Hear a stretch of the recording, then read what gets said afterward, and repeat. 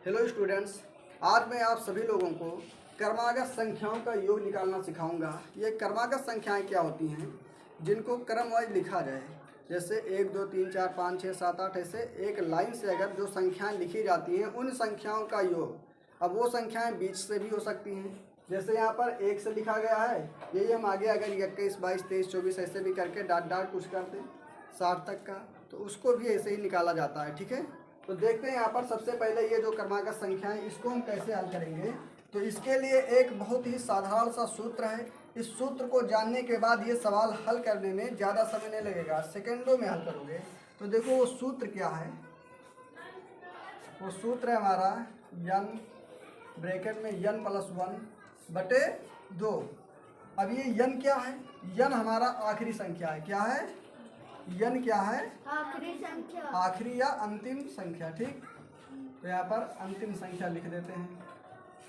n के जगह पर क्या रहेगा? अंतिम संख्या। अंतिम संख्या हमारा कितना है? 20। तो 20 को यहाँ पर लिखेंगे, फिर n है तो n के जगह पर फिर से एक बार 20 लिखेंगे, प्लस 1 है, ये हमारा सूत्र से मिलाना है 1, तो 1 लिख दो बटे 2। अब ये देखो 2 से हम काट देंगे इसको, 2 1 2 और 2 दाएं 20, तो ये क्या हुआ 10, और ब्रैकेट में 20 + 1 कितना हुआ 21। अब इसको हम 10 को 21 से गुणा करेंगे तो कितना हो जाएगा 210।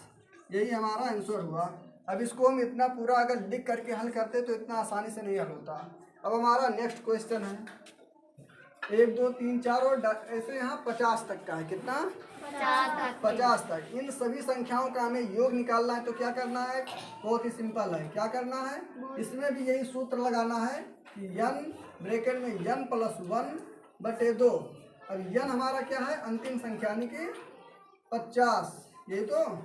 फिर से 50 + 1 बटे 2। अब इस 50 को हम 2 से काटेंगे तो 2 1 2, 2 5 से ही 50 कट गया।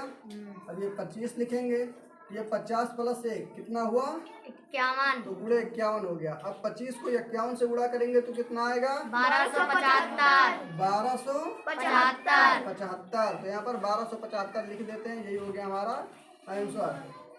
अब नेक्स्ट क्वेश्चन है सेम वही सवाल। अब 1 से लेकर के 100 तक की संख्याओं का योग निकालना है, तो इसको भी वही सूत्र के अनुसार n + 1 बटे 2। अब यहाँ पर n के जगह पर आखिरी संख्या यानी कि 100 लिखा जाएगा, फिर 100 एक बार फिर से हो जाएगा +1, क्यों बटे 2। अब इसको हम काटेंगे तो 2 1 2, 2 5 से ही हम 100। अब यहाँ पर क्या लिखेंगे 50, और ये कितना हो जाएगा 100 और 1 101, कितना हो जाएगा 101। अब 101 को 50 से गुणा करेंगे तो देखो 50 1 50 के शून्य हासिल आए 5, 50 शून्य 0, तो यहाँ पर 5 लिखा जाएगा, फिर 50 1 50। यही हुआ आंसर। धन्यवाद।